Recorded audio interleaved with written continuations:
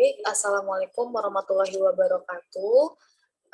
Di sini perkenalkan nama saya Claudia Mercury dengan NIM 106200012 bersama dengan rekan saya yaitu Alvida Damayanti dengan NIM 106200006 dan Enzen Fanani Pamuji dengan NIM 106200046. Di sini kami akan menjelaskan tentang edukasi kesehatan gigi. Baik, yang pertama untuk anatomi gigi. Mungkin untuk masyarakat awam, untuk masyarakat pada umumnya itu mengetahui bahwa gigi itu yang berwarna putih dan yang warna pink atau warna merah muda itu adalah gusi. Jadi di dalam gusi ini atau dalam gigi itu terdapat banyak sekali saraf dan pembuluh darah. Oleh karena itu daerah-daerah ini adalah daerah yang penting untuk dijaga agar dapat melaksanakan fungsi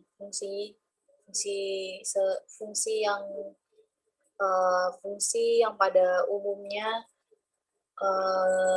gigi lakukan. Baik. Nah, untuk kelainan-kelainan yang bisa terjadi di dalam mulut, ini bisa terjadi karena di dalam mulut ini ada banyak aktivitas kita dalam memasukkan makanan ya. Maksudnya di dalam saluran pencernaan, mulut itu adalah saluran yang paling utama, yang paling pertama bekerja. Nah, untuk kelainan-kelainannya ini pasti akan terjadi. Yang pertama itu ada gigi berlubang, kemudian ada penyakit atau radang gusi dan gigi berjejak.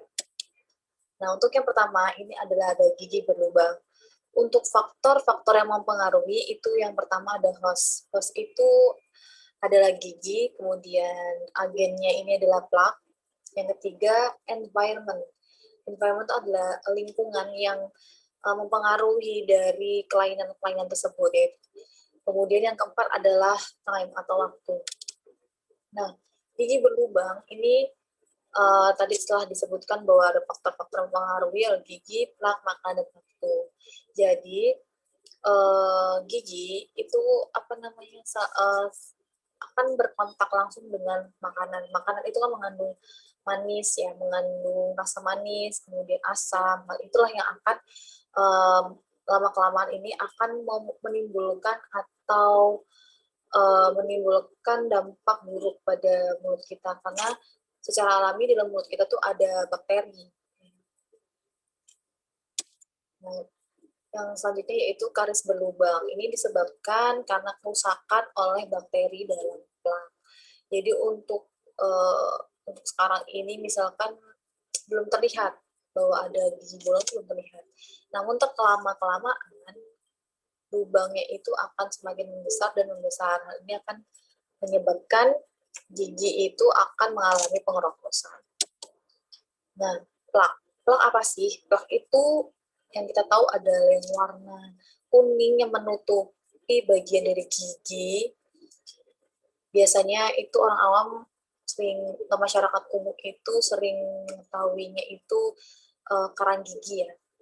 Nah, plak itu apa sih? Endapan lunak yang tidak berwarna dan melekat erat pada permukaan gigi. Jadi, apabila plak ini sudah melekat, sudah menumpuk di gigi, itu biasanya agak susah ya. Maka perlu dilakukan untuk scaling atau pembersihan kerang gigi. Kemudian terbentuk dari air ludah, sisa makanan yang halus, serta kuman. Kemudian dapat dibersihkan dengan sikat gigi. Tapi untuk dapat dibersihkan dengan sikat gigi ini apabila plak itu masih dianggap masih sedikit lah. Tapi kalau misalnya udah menumpuk itu harus dilakukan scaling oleh dokter gigi. Kemudian tidak bisa hilang hanya dengan berkukur. Baik. Untuk sisa makanan itu adalah tempat ideal kuman. Jadi di dalam mulut kita tuh kan ada bakteri alami. Nah, bakteri alami ini akan menimbulkan dampak yang buruk jika ada sisa-sisa makanan. Apalagi sisa makanan itu asam atau manis. Nah, itu akan menyebabkan karies. Nah, karies ini dari bagian luar. Oh ya, ini proses terjadi karies itu awal mulanya itu dari email, dari permukaan. Jadi awal-awalnya itu warna titik hitam seperti itu.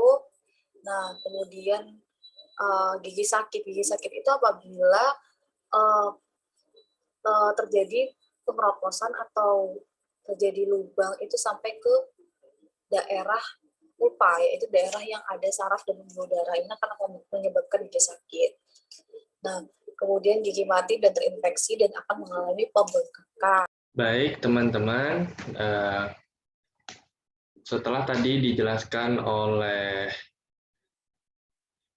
Saudari Claudia Mercury tentang gigi berlubang, maka saya akan, pada kesempatan kali ini, saya akan menjelaskan sedikit tentang karang gigi atau kalkulus. Baik, saya M. Zain Fanani Pamunci dengan NIM 106220046. Baik, untuk karang gigi atau kalkulus, itu pengertiannya yaitu adalah endapan mineral di permukaan gigi.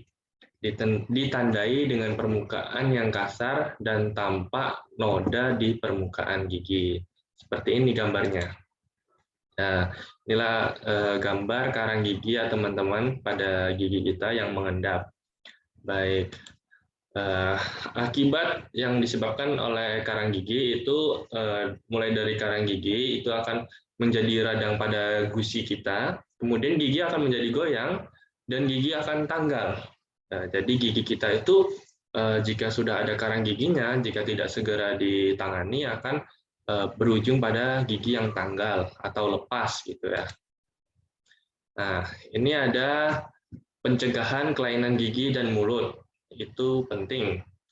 Kendalikan keempat faktor yang berperan dengan 4 cara. Yang pertama adalah menyikat gigi dengan baik dan benar dan rutin, kemudian pemberian fluorid, kemudian yang ketiga mengurangi makanan yang manis dan lengket, dan selanjutnya pergi ke dokter gigi untuk pengecekan secara berkala. Baik, ya ini cara menyikat gigi yang baik dan benar. Yang pertama adalah pemilihan sikat gigi yang baik dan benar ya. Sesuaikan dengan bentuk gigi. Mohon maaf maksudnya jika giginya mungkin agak rapi atau rata, gunakan bulu sikat yang rata pula, dan gigi yang mungkin agak bergelombang, gunakan juga bulu sikat yang bergelombang seperti itu. Kemudian gosok gigi secara benar dan teratur 2 kali sehari. Ya, gigi digosok pagi, bangun tidur, dan malam sebelum tidur. Itu minimal. Lebih baik lagi jika siang setelah makan kita juga sikat gigi. Nah, ini yang kedua ada gosok gigi yang baik dan benar. Sisa makanan dan plak dapat dibersihkan. Jadi sisa makanan yang ada di sela-sela gigi dan di plak gigi itu dapat dibersihkan.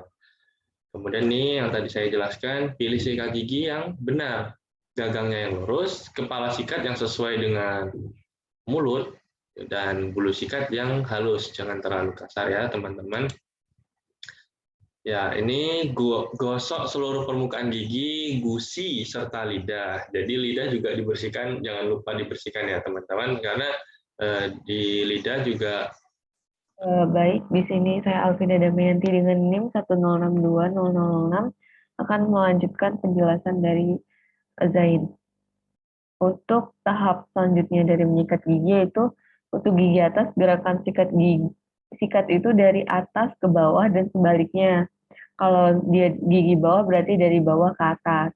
Lalu untuk sikat gigi itu posisinya 45 derajat di daerah perbatasan antara gigi dan gusi. Jadi sikat giginya itu sedikit mengenai gusi. Itu sebagai salah satu treatment untuk gusi kita agar sirkulasi darahnya menjadi lebih lancar. Lalu selanjutnya untuk cara membersihkan gigi.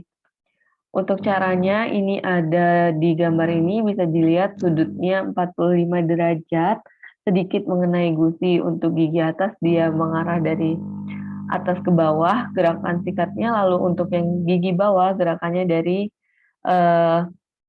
bawah ke atas. Selanjutnya kita dalam membersihkan gigi itu memerlukan yang namanya pasta gigi atau odol. Nah, pasta gigi seperti apa sih yang harus kita gunakan? Yaitu yang daya bersihnya bagus, rendah daya abrasifnya, lalu tidak mengiritasi gusi, lalu baunya enak, mudah digunakan dan sensasinya segar. Selain itu pula, gunakan pasta gigi ini secukupnya untuk untuk penggunaan pasta gigi itu sebesar biji kacang polong, tidak perlu banyak-banyak dan tidak boleh terlalu sedikit. Selain itu pula, kandungan dari pasta gigi ini harus memiliki fluor atau harus mengandung fluor, karena itu sangat baik untuk menjaga gigi kita dari lubang. Lalu selanjutnya, untuk merawat gigi kita bisa menggunakan flossing, bisa melakukan flossing dengan cara memotong benang floss secukupnya, pegang dengan kuat, masukkan di antara sela-sela gigi, lalu gerakannya benang itu naik turun, jangan sampai melukai gusi, jangan sampai luka, nanti berdarah. Lalu ulangi pada seluruh gigi, jadi jangan cuma satu doang, tapi seluruh gigi harus di flossing menggunakan benang gigi. Nah, ini untuk caranya, bisa dilihat gambarnya dengan jelas. Selain itu pula, kenapa nih harus pakai fluoride? Itu biar giginya jadi kuat, bisa dilihat. Karena kita nggak makan gula, apa yang mengandung glukosa, itu bisa menyebabkan lubang-lubang kecil tak kasat mata, dan itu bisa ditutup dengan menggunakan pasta gigi yang mengandung fluoride. Selanjutnya kita dalam menjaga kesehatan gigi itu kita bisa memperhatikan makanan yang kita makan, yang mana makanan itu harus berserat seperti buah dan sayuran. Hindari makanan yang manis dan lengket seperti karamel, itu harap dihindari karena dapat menyebabkan gigi berlubang. Lalu juga makan di antara 2 waktu makan. Lalu sesudah makan makanan tersebut, kita perlu berkumur atau sikat gigi. Selain itu pula, kita harus memenuhi kriteria makan kita, yaitu 4 sehat 5 sempurna, dengan melengkapi gizi, agar diperhatikan yaitu harus mengandung vitamin D, karena berfungsi untuk menjaga kekokohan tulang dan gigi, lalu harus mengandung kalsium, itu kuatnya itu dia bisa memperkuat gigi lah. Lalu fluor untuk menjaga ketahanan gigi ini berada di pasta gigi tadi, lalu vitamin C untuk menjaga kesehatan gusi dari iritasi. Selain itu pula dapat mencegah sariawan. Lalu selain itu pula kita bisa kontrol secara rutin ke dokter gigi minimal 6 bulan sekali. Karena gigi berlubang harus segera ditambal untuk mencegah kerusakan lebih lanjut. Jadi jangan malas ke dokter gigi ya. Mungkin itu saja yang bisa kami sampaikan. Semoga bermanfaat. Sekian, terima kasih. Wassalamualaikum warahmatullahi wabarakatuh.